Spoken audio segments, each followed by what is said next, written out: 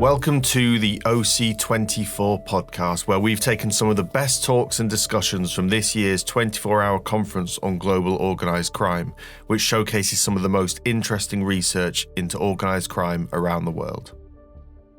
This episode is called Money Laundering.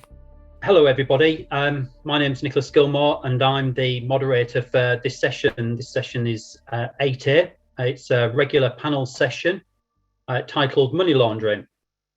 In this session, we'll have 10-minute presentations from 5 speakers. And at the end of the 5 presentations, we'll have enough time, hopefully, to manage a series of questions from the audience. So if you've got any questions throughout the presentations, please add them into the chat forum, and we'll go through those questions and hopefully get enough to ask each of our panelists a couple of awkward questions to really test them about their subject today. So it's my pleasure as moderator to introduce the 5 sessions and the 5 speakers. We're going to go in the order that was presented in the agenda. So first up is myself. I'm not wishing to jump the queue, but my name's Nicholas Gilmour, and I'm going to deliver the first presentation on how global approaches to preventing and detecting money laundering have become extremely complicated, and basically changed the strategies over the last couple of years. I'll be followed by Mirko, who's a researcher, PhD candidate in criminology, and he will discuss the outcomes of his study that uncovers recurrent patterns in the behaviour of money launderers to gain insights into investments in business sectors following this intervention. Joanne Kramer will follow Mirko, and she will talk. She's a PhD candidate at the University of Amsterdam in the Netherlands and Institute of Study of Crime and Law Enforcement. She will present her article on money laundering as business and covert networks of professional money launderers, which investigates how professional money launderers structure and operate their business. So a very exciting presentation.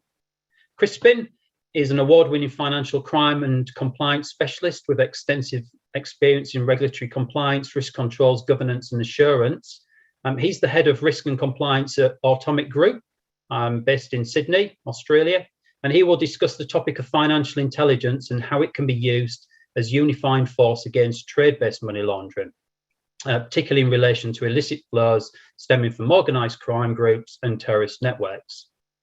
And the session will conclude with a presentation by Dirk Robertson, a visiting fellow, member of the European Consortium of Political Research and Standing Group on Organised Crime, who will explore in his presentation how organised criminals have adopted to changing markets, trading platforms, and distribution infrastructures that have been decimated by the COVID-19 pandemic. So quite an exciting lineup of 5 presentations here.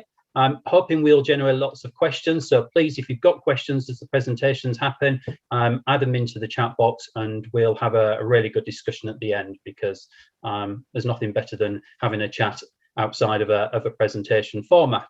So first of all, I will start the series of presentations, and if we can ask for the first slide to come up, please. Thank you very much. So presentations around the topic of money laundering and the idea that it's become far too complicated. So next slide, please. So if we look at the topic of money laundering, and I'm basing this on a number of years of research, a number of years of actually asking the people on the ground what they feel about money laundering, and experience of working in a national financial intelligence unit, we've overcomplicated money laundering. It's become far too complicated. If you look at the list of ideas on the left-hand side there, and that's just a snapshot, you can see that we are creating more and more methodologies and typologies for money laundering. If you do a search on Financial Action Task Force or any of the other key players in the terms of money laundering, you'll find that there are typologies for virtually every possible type of money laundering and more. As a result, we're finding that more and more red flags are being identified. Now, by red flags, we mean those indicators which suggest or indicate, quite remarkably, that there is a red flag because there's potential money laundering being committed. But with ideas of nearly 10,000 methods, 10,000 red flags being available to be captured throughout the world, does that mean basically you can't move, you can't commit to a transaction, you can't undertake a business process without there being potentially a red flag being identified? In terms of dealing with anti-money laundering and countering the terrorist financing, we're developing more and more technology solutions. In fact, fintech and regtech are two of the largest growing markets for technology solutions. So financial technology solutions and regulatory tech solutions are covering the market hugely, and there's more and more coming on the market all of the time. And as a result, we're becoming more and more distracted with anti-money laundering and countering financing of terrorism compliance obligations. Businesses and sectors are being introduced into their obligations as compliance, to meet compliance. And in some countries, this is encroaching further and further. I mean, some countries such as Australia, the United Kingdom and Canada have implemented the idea of bringing lawyers and accountants and real estate agents in into a framework, whereas countries like New Zealand have really fully done that. But that compliance focus seems to be a reaction to not dealing with the initial problem of money laundering. And of course, as a result, the number of people introduced into compliance and all these technology solutions, we're creating more and more training opportunities. So training is coming from every direction to every level of the sector. Next slide, please. But from my experience and the research I've undertaken and the people I've listened to, unfortunately, we know very little about who, why, how, where, when and where money laundering is taking place. We know there are people involved. We know why it's being done. We know roughly how it's being done from the typology reports and the studies that we hear. We know roughly when it's being done, and that's usually after the crime has been committed, and we roughly know where. But the actual details are not necessarily as factually correct as what we believe.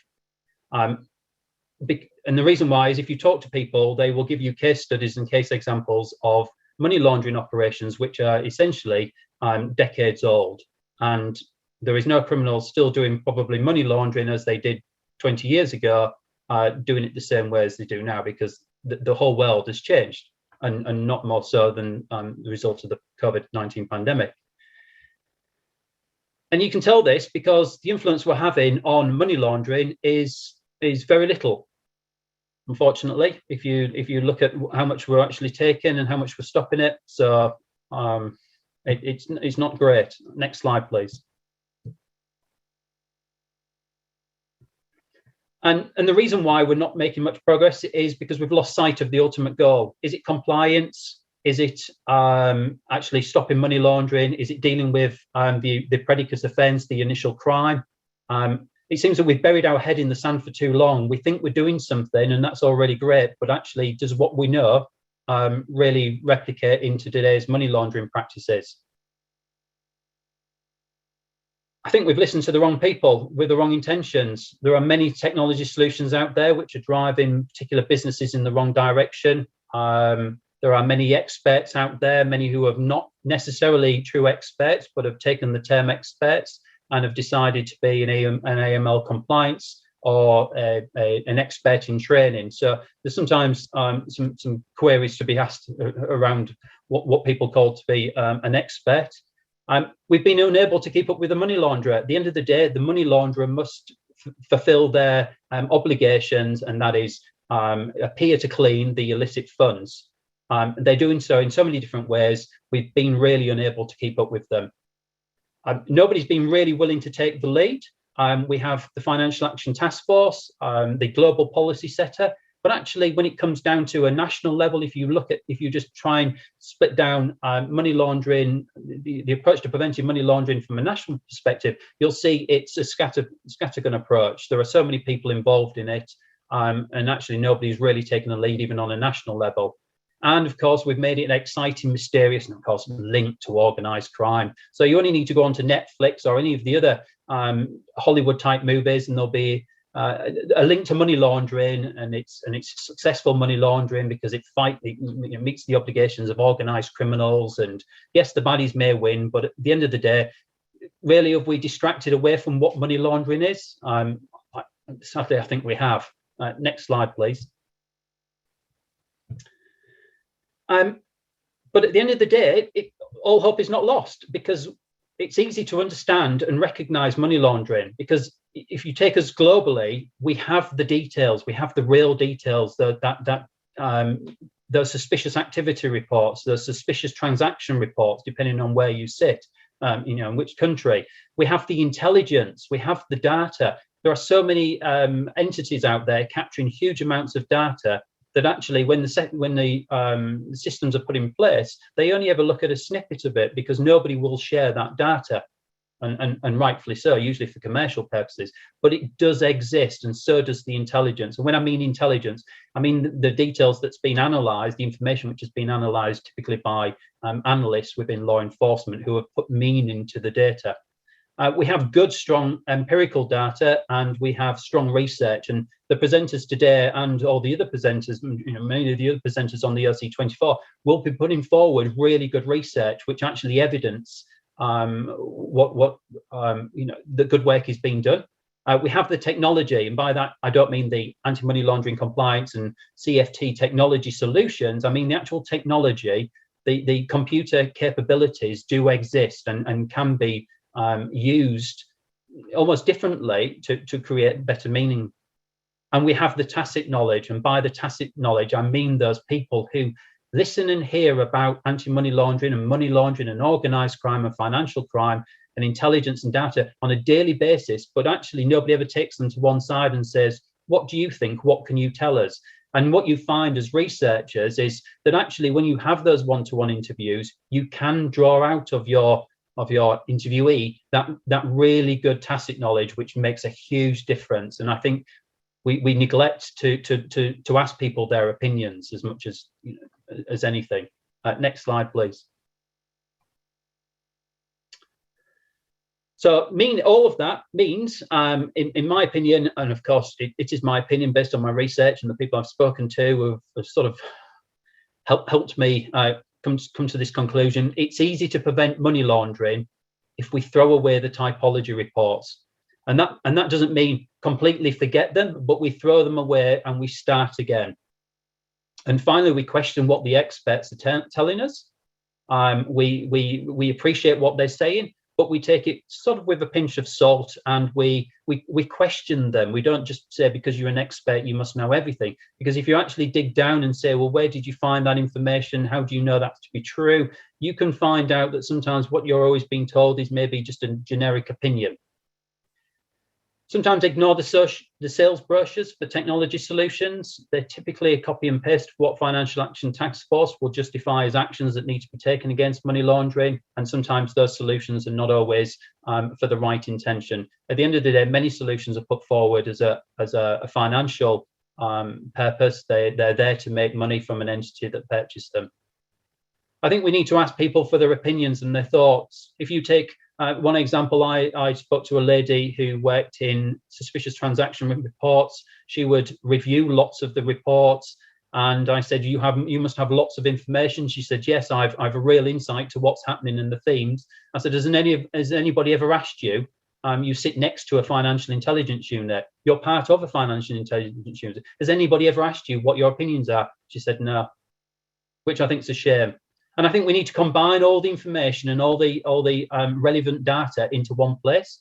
We need to use it, and we need to continually update it, because if we're going to deal with a problem such as money laundering, it needs to be the right information, it needs to be used, and it needs to be kept up to date. Because over years, 20, 30 years, we've not kept up to date what the activities of the money launderer are. That's why we've struggled to deal with money laundering. Thank you very much. Next slide. That's it. That's it from me. So I'm pleased to have finished first, because that now allows me some time to look at the questions. Next presentation is from Mirko, please. Over to you. Thanks a lot, Nicholas. Just share my screen. Yes, we can see it. Thank you. Perfect. Thanks a lot. So, yes, as said by Nicholas, I will present actually a presentation called Uncovering Recurrent Patterns in the Behavior of Money Launderers, an empirical analysis of investments in business sector. That actually is a study partially derived by my master's degree thesis that I'm currently developing in parallel with my PhD thesis in criminology. So basically, as we know, when we talk about criminal behavior, we know that the study of criminal behavior has been traditionally multidisciplinary with contribution from several academic fields, namely, of course, criminology, sociology, political science, and so on, with economics as the most recent entry. But when we look at literature on money laundering, we know that most of the contributions come actually from economists, not only dealing with, of course, the analysis and the study of criminal behavior, but actually, of course, also trying, for example, to estimate the magnitude of the phenomenon, and also to estimate and assess the effectiveness of the anti-money laundering policies in the field. Regarding specifically criminal behavior of money launderers, we know that the baseline is the so-called economics of crime and money laundering, where money launderers are thought to be rational, economic-oriented individuals who try to maximize, of course, their economic profits while minimizing the risks. The so-called standard economic approach has been criticized by criminologists in the literature because considered in a way, of course, limited, and in the need, of course, of integrating some insights from other theoretical approaches, namely, and so only few of them, such as the behavioral economics, the rational choice theory, but also the legal enterprise theory. Theories that, in a way, state that individuals, criminals in this case, make other consideration when laundering the illicit proceeds. And that this rationality is not so perfect, but of course, as stated by Simon in 1955, is limited, is bounded by several factors. I report just a quote from Van Duyn and colleagues that I think is really interesting and pertinent, that in the absence, of course, of a theory directed at the conduct of laundering wasn't to satisfy oneself with an empirical description of my behavioral categories. But when we look actually at the empirical research on money laundering, we see that actually this research is particularly scarce, as already anticipated by Nicholas in his presentation. We know very little about how criminals actually launder the illicit proceeds. And moreover, we have seen that insights stemming from empirical research do not fit the standard economic approach, but criminals seem to make other consideration while laundering illicit proceeds rather than just maximizing their economic returns. In particular, and this will be the focus of the presentation, there are competing theoretical interpretations as still scarce knowledge on the business sectors that are most exposed to money laundering. So actually, the research question of the presentation, the study, is do criminals may invest in highly profitable business sectors? According, of course, to the economists, this is what happens. So criminals try to maximize the business profits, but in other studies, of course, criminologists also tend to point out that, for example, cash-intensive business sectors are really important because it is the concealment, but also the integration of illicit proceeds in the legitimate economy. So I assume that criminals, rather than investing in highly profitable business sectors, will mainly invest in cash-intensive business sectors. Just a brief look at the methodology of what I've done. I conducted a continuous content analysis of the profile included in work compliance database. For those of you who do not know this database is actually a compliance database that is mainly used by anti-money laundering professional or on their daily routine for basically due diligence checks. So screening, for example, high-risk individuals and so on and so forth. And actually includes more than 2.5 million individuals. I have filtered this database according to some criteria. I, of course, focused on Italy. I focused on individuals included in the database for money laundering and on two main data sources, so adverse media and enforcement. The final sample consisted of more than 2,800 individuals, Italian individuals, who engaged in money laundering activities. The study, as I said, is much broader. I focused also on other categories, namely, of course, the predicate offense, the laundering and methods. But in this presentation, I will focus on business sectors. What I found is that, first of all, that almost 80% of the individuals in the sample misused, so abused companies to launder the illicit proceeds. We know that, of course, the abuse, the misuse of company has become a key component of criminal strategies in order to launder the illicit proceeds, also infiltrating the legal economy. And when we look at the business sectors with the highest number of references, we found that actually there are the three main business sectors are the national air entertainment, the national retail, wholesale and retail, and the national bars, restaurants and hotels. Looking also at the fourth and the fifth, we see that actually there are also high references for the health and social work business sector and for construction. This is not surprising, as we know that these first, for example, the five sectors are actually also considered at high risk of organized infiltration, as also calculating the project more is a European project to assess the risk of infiltration across business sectors. But where we see that actually the profitability of these sectors, we see that they are not strictly high profitability sectors. Actually, all the first five business sectors per number of references are out of the first 10 business sector with the highest business gross profitability as calculated in the YARN project. I just reported the numbers for clarity, but what we see that, for example, they all score below the 8% of business gross profitability, while the highest the business sector with the highest profitability score more than the 20%. On the contrary, these sectors are all cash intensive ones. In the YARN, as calculating the YARN project, for example, the construction sector and the wholesale retail sector are the two business sectors with the highest cash intensiveness. In this case, calculated as cash and current assets on the total assets. And also the other three are really relevant and really cash intensive sectors. But why is that? Cash intensive sectors allow criminals to commingle illicit funds, first of all, more easily, of course, on a daily basis, to conceal illicit inflows and outflows through, of course, accounting manipulation, and also, this is a relevant point, to sell more easily assets in case of a criminal investigation. Of course, cash and current assets can be more easily managed compared to non-current assets by criminals. Of course, this is just a snapshot for the sake of the brevity of the presentation, because as we know, other factors also intervene. All these sectors may serve also other criminal purposes that I will be more than happy to discuss with you later during the Q&A session.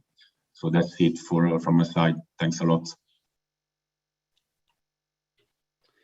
Mirko, thank you very much for that presentation. I was really interested in that topic because, of course, I've done some work on cash-intensive businesses, but I guess your research really emphasizes the fact that cash is still king. And yes, despite the fact that we're generally moving to cashless societies, it's an activity which is very difficult for criminality to get rid of large amounts of cash. And the three sectors there that you find in your findings there, you identify in your findings, are very much focused on the cash ability, or the ability to use cash to manage those sectors. So it doesn't give a clear indication that we are moving to a cashless society, just from what you say in your research. So that will be interesting to see how that plays out for the future. We're going to move on now, so thank you for your presentation.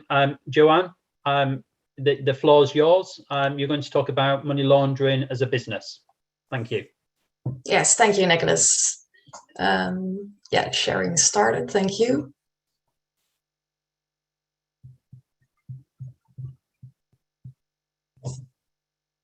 Yeah, next slide, please. Yeah, I will start my presentation with a short background, after which I will explain the goal of my current study and the sample that we used. And after that, I will present you the preliminary results of the study. Next slide, please. In the literature, there's discussion on when professional money launderers are involved in organized crime. There are drug criminals who launder their own money, so-called self-launderers. But when the stakes are high, professional money launderers often come into play. The term professional is actually not limited to protected professions such as lawyers or notaries public, but can, for instance, also be applied to underground bankers. What makes a money launderer professional is that he offers financial crime as a service and is not involved in a predicate crime. A professional money launderer is someone who assists a criminal in some key way with money laundering. In a recent international report from the Financial Action Task Force, it is stated that professional money launderers can work on projects in collaboration, thereby forming professional money laundering networks. Next slide, please. Yeah, this then leads us to our current study, in which we focus on professional money launderers in the Netherlands using police register data. And we examine the level of business-like behavior within professional money laundering. And we examine whether professional money laundering networks in the Netherlands exist using social network analysis. Finally, we study the relationship between network position and business-like behavior. Next slide, please. Our sample consists of 198 professional money launderers from police register data, and they are suspect in at least one case in the period 2016 to 2020. And they've all been working for drug criminals. We excluded self-launderers who launder their own money, and we used the number and reputation of their criminal contacts and the stakes involved as selection criteria. Another criterion that was that when a money launderer facilitated consumption, he not only accepted the illegal revenues, but also provided a false paper trail for the criminal. The data set that we used is thus based on police register data and contains information about professional money launderers, the cases they are involved in, and their criminal contacts in these cases. Next slide, please. Yeah, this figure shows the distribution of professional money launderers over the different expertise groups. We clearly see that the largest group is formed by underground bankers, followed by the group financial advice, which includes advisors from the financial administrative sector, bookkeepers, accountants, and lawyers or ex-lawyers. A large part of professional money launderers falls in the real estate group, which consists of real estate traders and agents and rental agents. The entrepreneurs own small to medium-sized businesses and not only accept cash money from criminals, but also play an active role in hiding their customers and their financial flows. The group of notaries public also contains former and candidate notaries public. And the following group in figure sets up and uses legal entities for money laundering purposes. The final category, virtual asset service providers, includes, for instance, Bitcoin exchangers or ATM operators. Next slide. We analyzed the level of business-like behavior within our population of professional money launderers. And therefore, we used 4 different characteristics to typify business-like behavior. These are the number of cases a money launderer is suspected in, their number of customers and returning customers, and the percentage of familial contacts. The money launderers are on average suspected in 5.3 cases and have 13.8 customers. For the money launderers who have at least one returning customer, the average amount of returning customers is 4.6. On average, around 1/4 of a professional money launderer's contacts is a family member. And as we can see in this figure, there are large differences between the money launderers. Some are suspected in only one case and only have a few customers, while others are involved in over 30 cases and have dozens of customers. Next slide. In terms of their level of business-like behavior, we compared money launderers that collaborate with at least one other money launderer to the money launderers that do not collaborate with other money launderers, as we expected collaborating money launderers to behave more business-like. As shown here, we found that collaborating money launderers are indeed involved in significantly more cases and have significantly more customers and returning customers, therefore behaving more business-like. We actually also expected them to have a lower percentage of familial contacts, but we did not find a significant difference between the two groups on this specific characteristic. Next slide. Based on the literature, we expected that underground bankers have more familial relationships than the other money launderers. And our results show that they do indeed more often have familial relationships than other money launderers. 39.5% of all their relationships concerns a familial relationship, while this is only 20.5% for other money launderers. And this finding is also significant when we just consider relationships with customers or just relationships with other money launderers. Next slide. Based on the contact registrations, we performed a social network analysis. From the 198 money launderers, 117 have had contact with at least one other money launderer, and are thus part of the network as is shown here. We can see that there is one larger component that consists of 65 money launderers, while there are also multiple smaller components. Most of the money launderers in the network are underground bankers, and they mainly collaborate with each other. We can see connections between the financial advice group and the real estate group. Especially at the bottom of the largest component, we see a part of the network that's strongly focused on the real estate sector. On the right of the figure, we also see that the virtual asset service providers only collaborate within their own group. Next slide.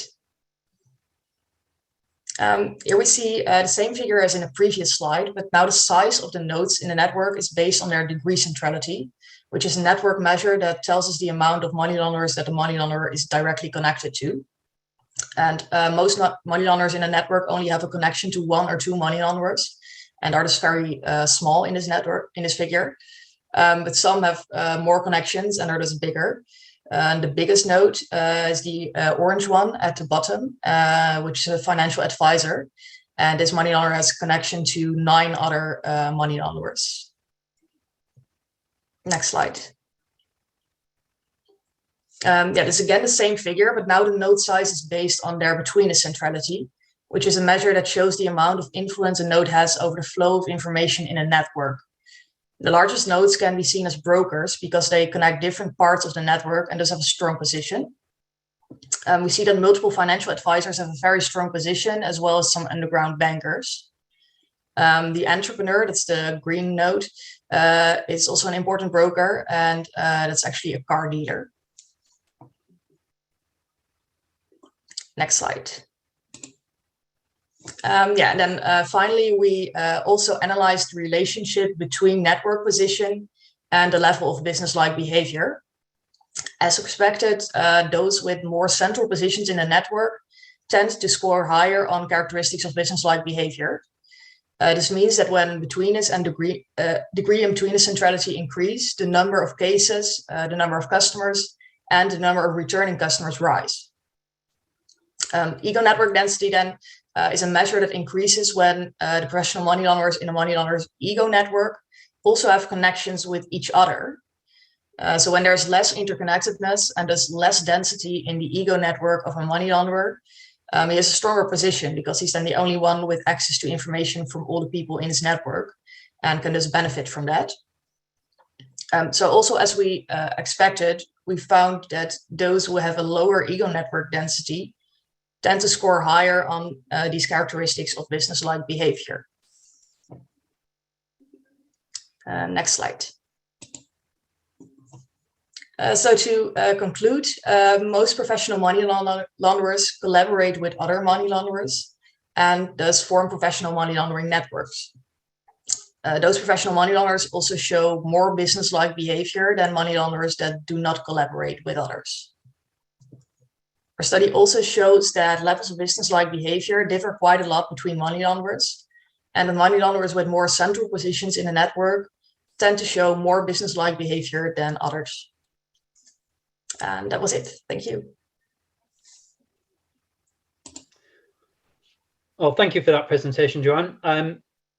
That was extremely interesting, and the use of social network analysis was clearly the right tool for your particular study so far to date, because to be able to identify those nodes with such clarity and clearly identify if you were in a prevention, from a law enforcement approach, if you wanted to take out the key players, the social network analysis is basically pointing clearly where you need to go and knock on the door of and ask the right questions of, preferably back at the police station with somebody sat in handcuffs.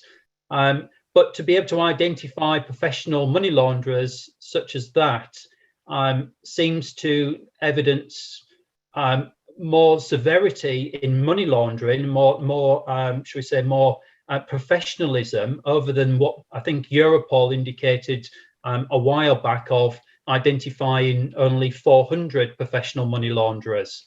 If you replicate your particular study worldwide, it certainly drives in the need for introducing lawyers, accountants, and real estate agents into the AML compliance, because you've identified many of them there just even involved in real estate.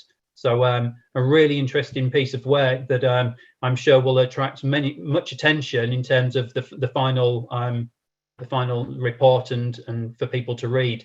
So I expect your inbox will be full of, please can I read the final report, which I would certainly like to do myself at some point. So thank you very much for that presentation. It was lovely to hear. And now we're going to go to Crispin. Crispin's not quite at the end, our final presenter, but he's going to talk about financial intelligence and how it can be used at unifying force against trade-based money laundering. So over to you, Crispin. Thank you very much. Thank you, Nick. And OC24, it's a pleasure and a privilege to be on this panel on money laundering. The paper that I'm working on is a trade-based money laundering, specifically how we can unify financial intelligence to harden the environment against trade-based money laundering.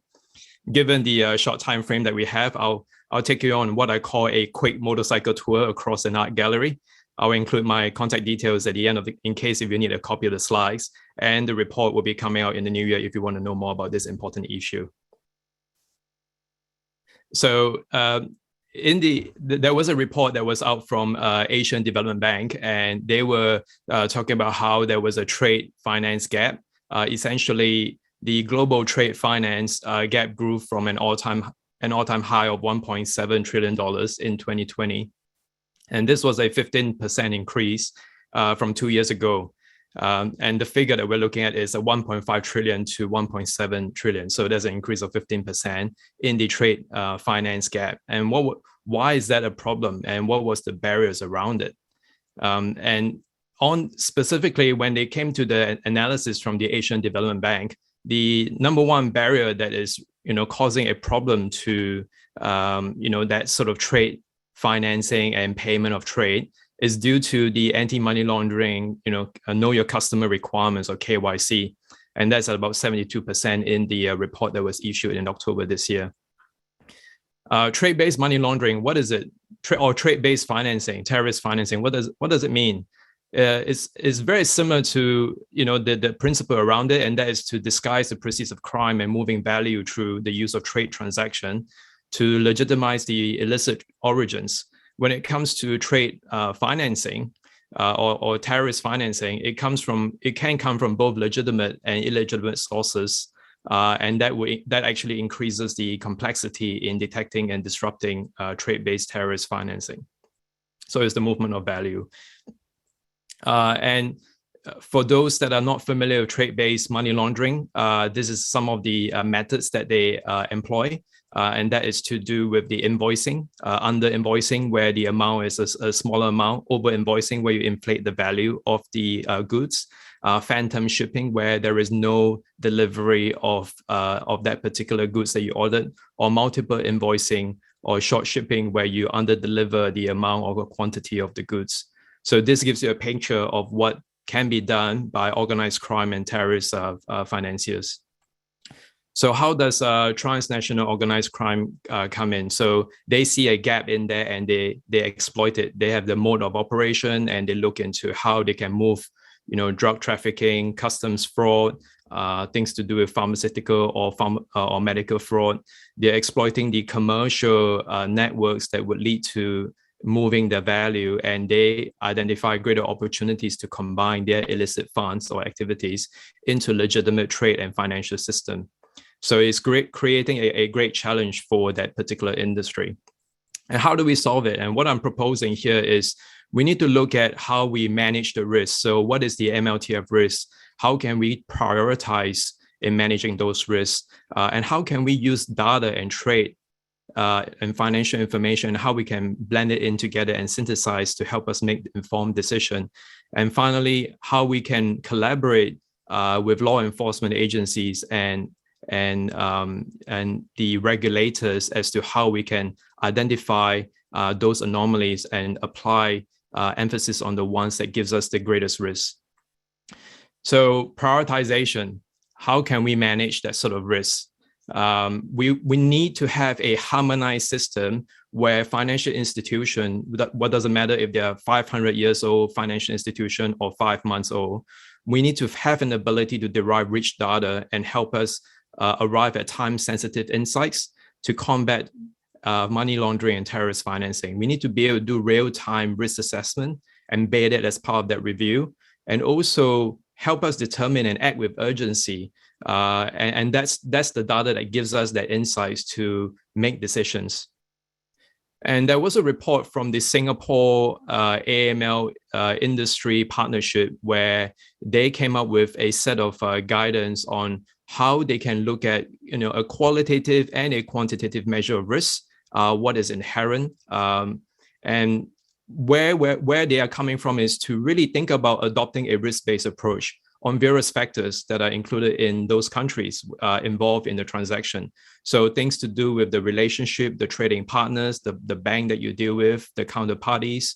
So these indicators over here on screen would be things like, how many customers are we talking about? Are they of a particular nature and complexity? What is the value and the volume of trade transaction? Are they coming from a high-risk jurisdiction? What was the customers that was on board in the last several months conducting trade transaction? Are they using financial products other than what you are serving for that client? So identifying the customers and doing risk rating of a customer will allow you to form a view as to whether this would present an inherent risk to your organization. And what we do is take those data and blend it with the financial data and the trade information. So we want to think about using technology and data to develop that insight. So taking the identification of the customer, monitoring the relationship and the behavior around transactional analysis, identifying and implementing regulatory updates to comply with the AML CFT requirements. We want to automate the reporting to make sure that we update and inform the regulators or the financial intelligence unit. So adopting supervised machine learning, unsupervised, identifying, drawing a cohesive grouping of the behavior and doing the alert scoring. And that scoring allows you to make informed decision. And why is correct data relevant for international business? We look at trade as an international, activity that's across the world.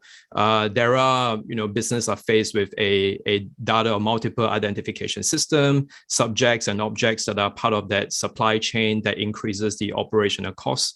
We operate in a digital economy, and what does it mean is we need to have an end-to-end identification of the goods and the supply chain, and also think about harmonizing the compliance challenges that banks and financial institutions have to comply to adhere to do the right thing by their company. And one of the challenges that they are facing is to do with price checking and controls or reasonableness check. So why is it so difficult to check price? It's to do with the contract details involving the party, the relationship between the customer and the bank. The documentation of the transaction is really specific enough to understand the type of goods to the level of granularity to help you determine what that specific range would apply and what's considered reasonable. There could be non-standard items like having not sufficient data to benchmark a particular price, or the compartmentalization and itemization of specific goods. That's a lot of syllabus. Can be extremely granular. So how can we group them in that various compartments to help us derive a decision as a bank to make that informed decision and be in a defensible position? So where I'm coming from is you have a regulator that's asking you, what have you done to reasonably mitigate your risk to ensure that you are not being a perpetrator or being an actor in facilitating money laundering or trade-based money laundering. So having that usable data set would help you determine that historical pricing, determine that trading pattern, and arrive at the insights that you're looking for. And of course, we are also faced with dual goods use. So what does that mean? Dual goods relates to software, technology, goods that can be used for both civil and military purposes. So we have to adhere to sanctions compliance. We have to make sure that goods such as aluminum alloy is used for mascara, for bicycle and inline skates, and they're not used for M16 rifles or drones that can be used for photography but not used for spying. So just thinking about that goods and how you need to comply with sanctions is, highly important when you're trying to demonstrate adherence to those regulations. Doesn't matter if it's United Nations sanctions or the United States, US sanctions. Developing intelligence. How can we accelerate? How can we do that digital transformation? So what I think about when I think about these is about identifying the anomalies. What is the objective? Looking at the outliers, determining where we can eliminate duplicate information, doing deep learning, applying, very basic stuff such as, natural language processing, identifying documents and turning paper documents into digital format, and implementing it to an extent, a way to comply with the regulatory requirement and help you arrive at making decisions, whether you want to approve, deny, or put it on hold. And with the artificial intelligence and machine learning, we are focusing on, the technology-based solution applying on big data to strengthen the ongoing monitoring for suspicious matters. We want to analyze and distinguish in real time where there's a need for a human review. So that's vital. The human review allows you to identify what those concerns are. And that is the challenge that we're facing in today's environment. This is an architecture of what it looks like to have a data lake that will complement an organization, looking at the different ways to ingest information, to ingest the raw data from historical, it doesn't matter if you're an AS400 platform, to a cloud. It is about an organization that has 400 years of history. How can we take all the data into one common data lake and bring it up to arrive at making informed decisions for the organization? And my last point is about adopting and collaborating private-public partnership. Looking at domestic cooperation, FATF recommends policymakers, FIUs, law enforcement agencies to work together to arrive at a mechanism to derive actionable financial intelligence. Private-public partnership is an opportunity where they collaborate and achieve a common goal. In a AML CFT context, it's about sharing information, the typologies that Nick mentioned at the beginning, looking at the emerging risks and exchanging of information. And this is going to help you paint a holistic picture as to how we can arrive at where you want to put your energy and resource to combat financial crime. Some of the successful private-public partnerships are found in different parts of the world. In Europe, these are the places such as the UK Joint Money Laundering Intelligence Task Force. In Finland, there is the Finnish AML Expert Working Group on PPP. In Sweden, there is the Swedish Anti-Money Laundering Intelligence Task Force. So this is all happening at the moment. In the Americas, there is things happening in the US, and of course, in the US with FinCEN Exchange. In Argentina, there is the Fintel Alliance or Fintel Collaboration Group. And of course, in Asia, there will be the Hong Kong, fraud and money laundering intelligence task force. In Singapore, there's one that I mentioned earlier, and in Australia, there is the Australian FinTel Alliance that relates to working with New Zealand as well, our neighbors just across the ditch. So just a bit deep dive on the Australian FinTel Alliance. There is the regulator. Crispin, I'm going to have to ask you just to sum up, please, if you don't mind. Thank you. We've got time for Dirk. Yes, thank you. So this is a summary of the Australian FinTel Alliance. And in conclusion, where I'm coming from is about thinking how we can adopt an intelligence-led approach, how we can, what do we do to measure our success? For example, we want to have efficiency gain. We want to reduce risks, reduce waste. We want to increase suspicious transaction report and apply a risk-based approach. We want to think about financial inclusion with the trade finance gap that we're seeing, and ultimately disrupting financial crime and infiltration of organized crime. So that's my contact details, and thank you very much. Crispin, although you went slightly over, there was so much more to talk about. So thank you for the very pleasing presentation slides and the information. So with no further chat from me, I'm going to hand over to Dirk, and Dirk's going to talk about how organized criminals have adopted to changing markets, trading platforms, and distribution infrastructures that have been decimated by the COVID-19 pandemic. Over to you, Dirk. Thank you. Oh, good afternoon, good evening, and good morning. All my research has focused on the activities of cyber criminals and where they're actually based. Different countries, the main countries, China, Romania, Estonia, Ukraine, South Africa, Nigeria, and a lot of the strategies would be helped by sharing the information in real time.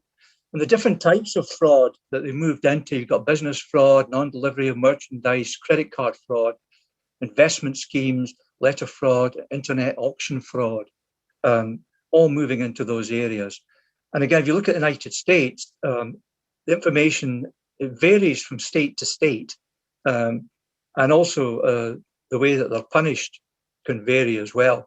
In California, cybercrime and fraud are known as wobblers, and they result in misdemeanors or felonies, which you up to 3 years in county jail. So it can vary. And there was a Californian couple recently who had a whole network organized of hundreds of people involved of defrauding furlough schemes and money that was there to support companies through the pandemic.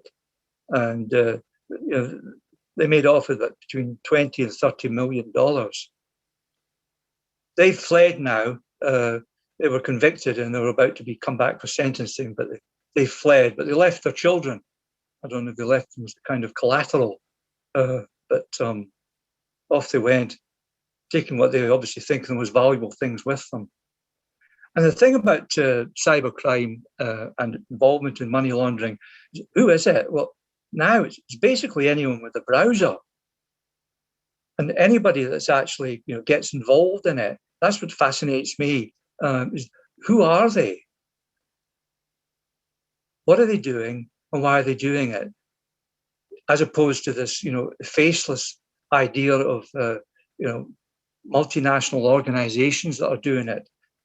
Individuals are coming together, organizing, doing it because they can. One of the things that fascinates me about criminals and people involved in money laundering and cybercrime, not extinct to this, is the idea of the onion field syndrome.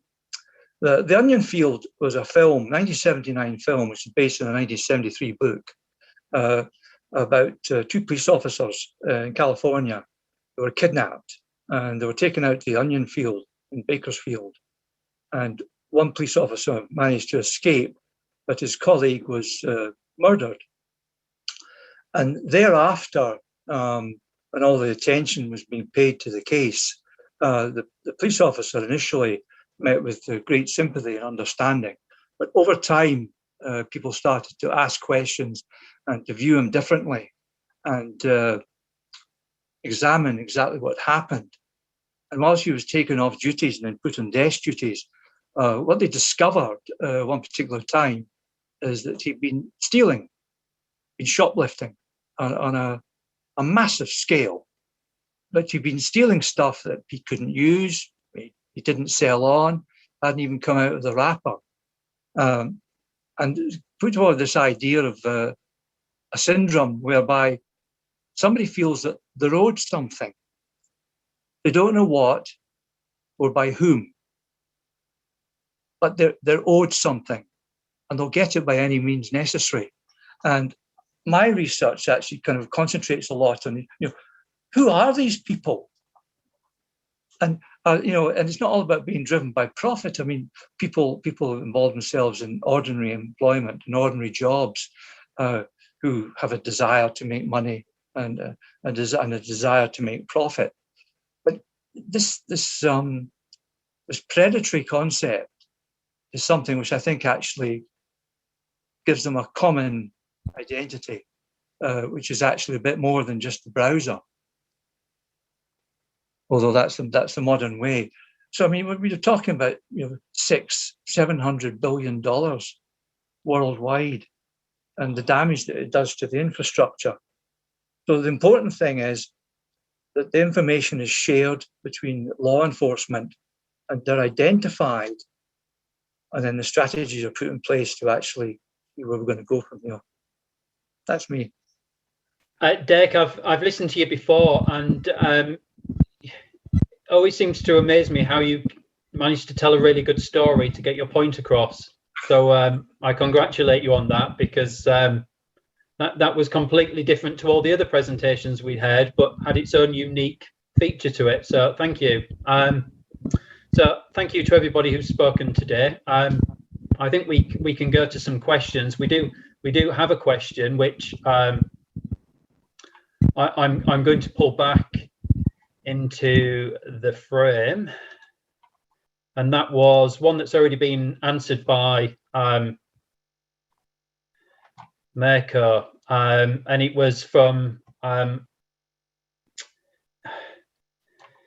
it was around your study, Mirko, and I know you've already answered it through private chat, but it would be nice for you just to clarify that, because I think it's very important that it's the establishment of your essentially your research which gives it clarity.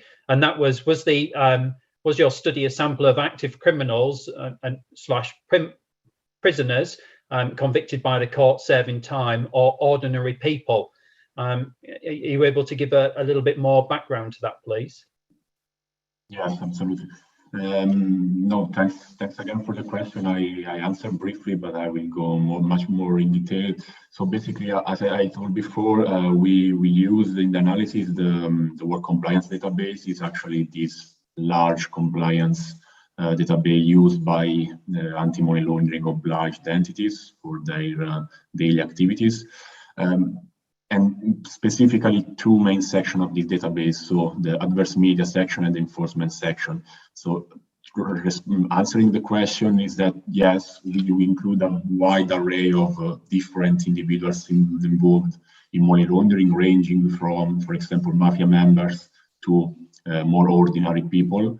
And that's based on mainly the data source. So when we talk about enforcement data, we are talking about official documents, both from law enforcement and from judicial authorities. So people who have been convicted for money laundering.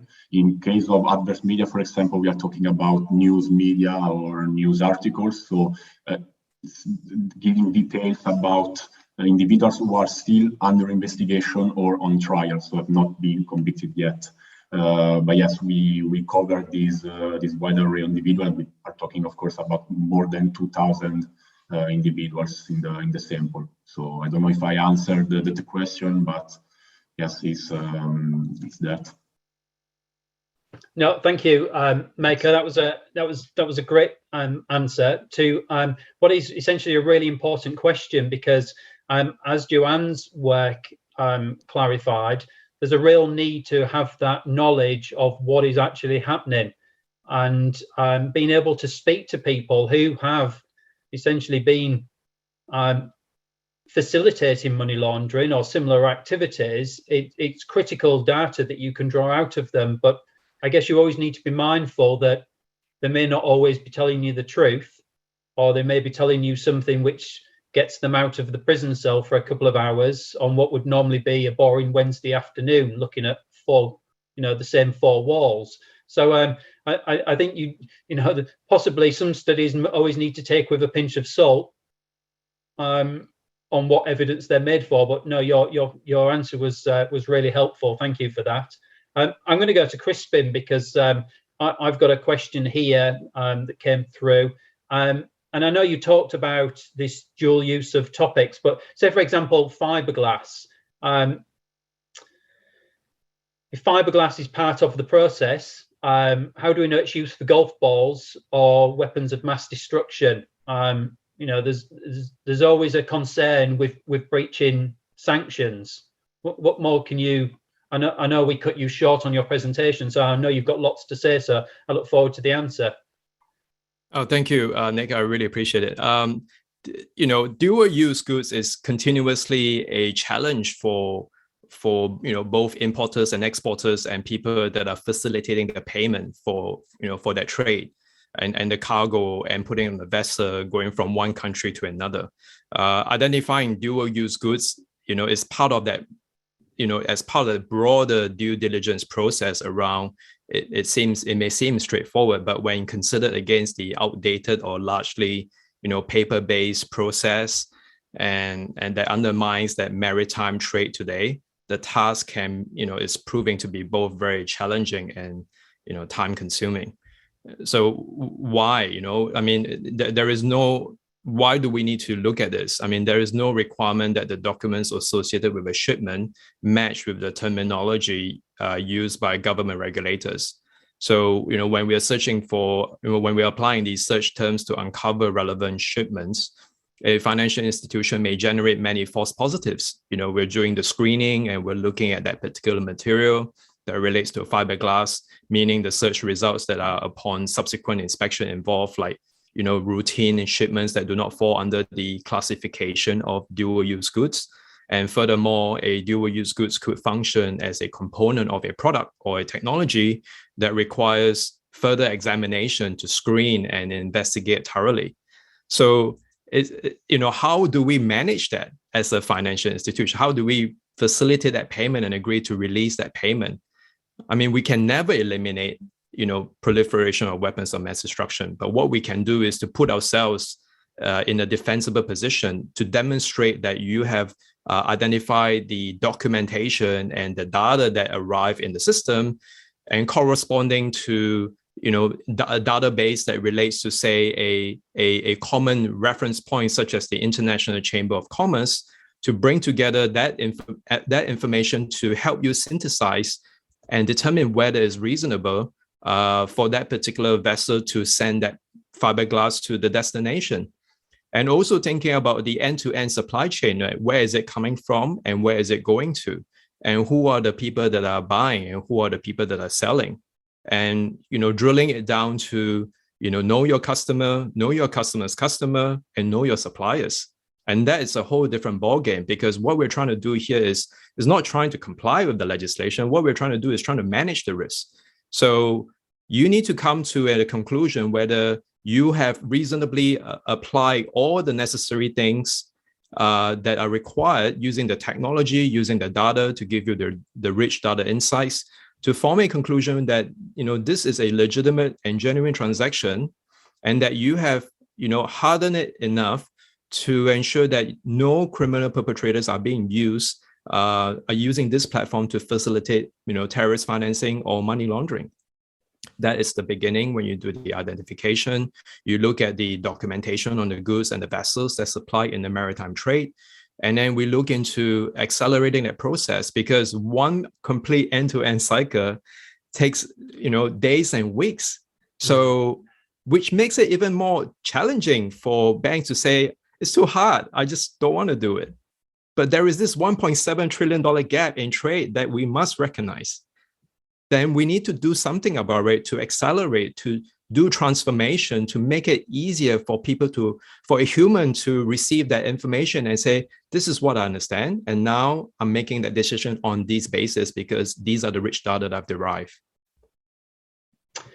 Yeah, I like your answers, and I sense some passion in your answer, but I also hear at the back of my mind the risk-based approach coming through in what you say, and it is around, for many of these entities, dealing with all these facets of money laundering, is to deal with that risk-based approach to managing their risk. I guess that's why the AML compliance process always has a risk assessment for the entity to create about its openness, shall we say, to being used for the purposes of money laundering, and then the program to how it mitigates those risks. But it's critical that what you're saying is basically what FATF have been saying right at the start, and that was having a risk-based approach to it. So thank you for that answer. Joanne, I'm not going to let you off the hook, but your social network analysis is one sort of critical component to finding real in-depth findings, usable findings from your research. Did you find that there was any other tools that you've used so far, or thinking about using, or contemplated, to really give you that that in-depth knowledge? Yes, thank you for your question, Nicholas. I just started my PhD project, and I've so far only used the social network analysis to get more insight into the collaboration of the money launderers. But in the future, I want to gain a deeper understanding of how these collaborations actually work. And therefore, I also want to use some case files, and I want to do interviews with prosecutors and case analysts from the police who have more insight in these cases.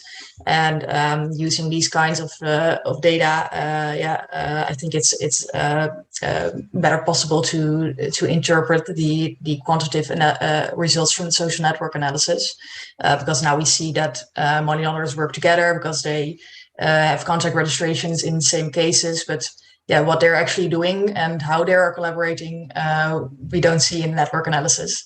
So that's where we need the qualitative data for. Thank you.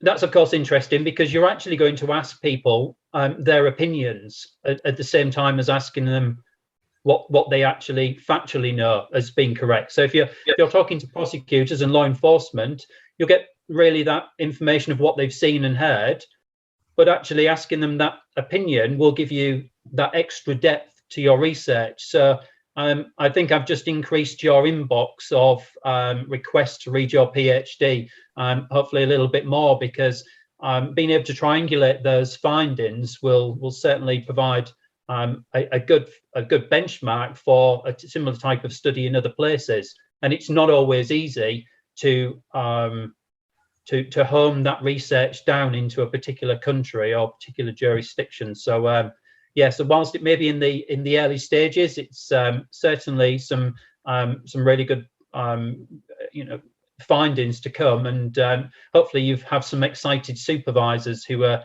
really keen to see the research go along. We've only got 5 minutes left, and I thought 5 minutes was a good benchmark to start saying and basically copying from the previous session that I watched, which was around if you had 60 seconds to, what I would say, and I've put this angle on myself, this idea that if you had one thing that you would like to see change for, or one particular silver bullet, whether it be so far in your research, whether it be to support your research, or just in generally in terms of the area and the topic you've discussed, but what's that one thing that if somebody could take away from yours and go away in action today, that it would make hopefully a big difference to essentially, over the next 12 months. So when we come back to this particular event next year, hopefully, that we can actually say in 12 months ago I had this and it's gone away and been actioned? What would be the ideal one thing? And it doesn't have to be anything complicated. It could be something quite simple related to your research, or it could be that blue sky thinking idea, that just one thing. And we'll go in reverse order, and we'll start with Dirk, please, if that's all right.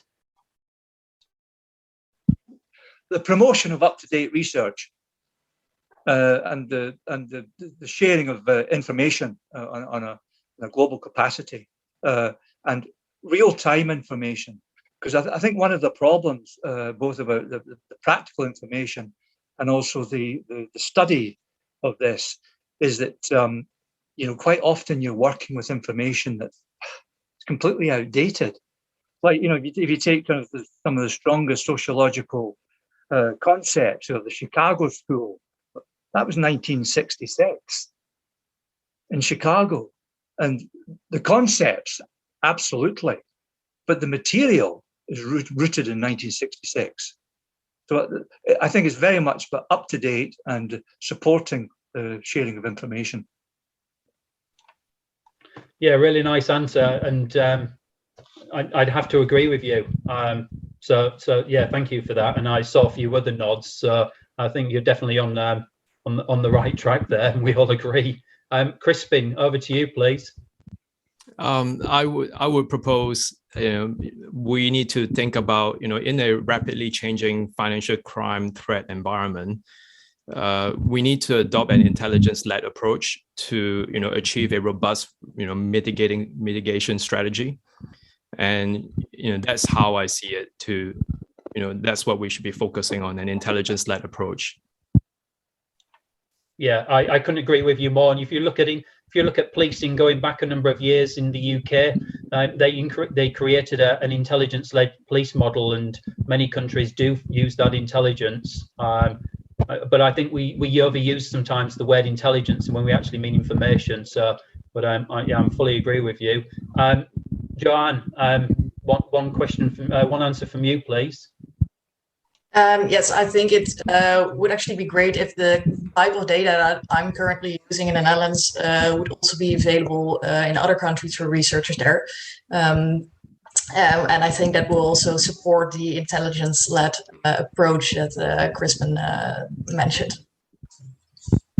Yeah, brilliant. Yeah, that would be a very desirable position. Maybe once you've finished your study, the actual approach can be replicated somewhere else. If you can find a willing country to offer that information. Mirko, please.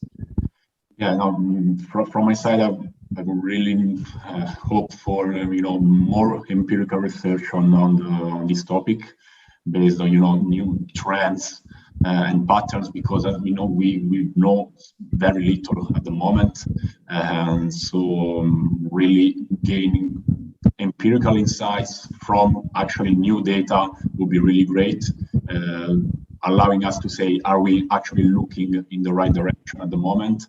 What we could improve in the future, and so on and so forth. So I would definitely say more empirical research, and also more data actually to use in analysis, both in the academia and in the private sector, definitely. Yeah, super. Yeah, I agree with you. That was completely the use of empirical data and research sort of comes truly from a passionate researcher. So well done, and I'm fully with you for that. And if I can add anything, I would say we throw everything away and we start with a whiteboard, and we learn to understand money laundering as it is now. We ask those people, and we get a clear understanding of money laundering in what will be 2022. So I'm told I only have 1 minute left. So out of complete respect for my co-speakers, I would like to thank you very much for your time and the interesting presentations. You've put a lot of effort into these, and they've been clearly what is the start of a lot of more discussion to come from that.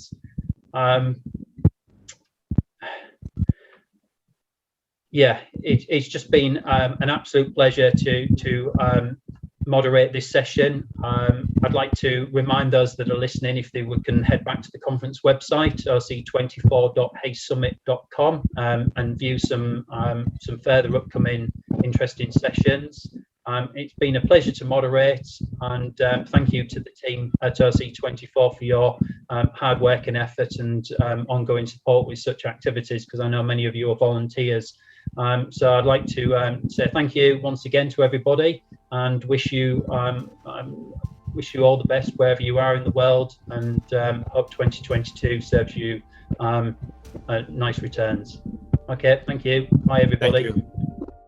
Thank you for listening to the OC24 podcast. For more talks, have a look at the podcast feed on whichever platform you use. There are loads more to listen to. Video versions of these talks are also available on the Global Initiative Against Transnational Organised Crime YouTube channel. If you would like to share these talks around, we ask that you use the hashtag OC24 and let us know what you think. The 24-hour conference on global organised crime is brought to you by the European Consortium of Political Research Standing Group on Organised Crime, the Centre for Information and Research on Organised Crime, the International Association for the Study of Organised Crime, and the Global Initiative Against Transnational Organised Crime. For more information, head over to oc24.globalinitiative.net. This has been the OC24 podcast from the Global Initiative Against Transnational Organised Crime. Thanks for listening.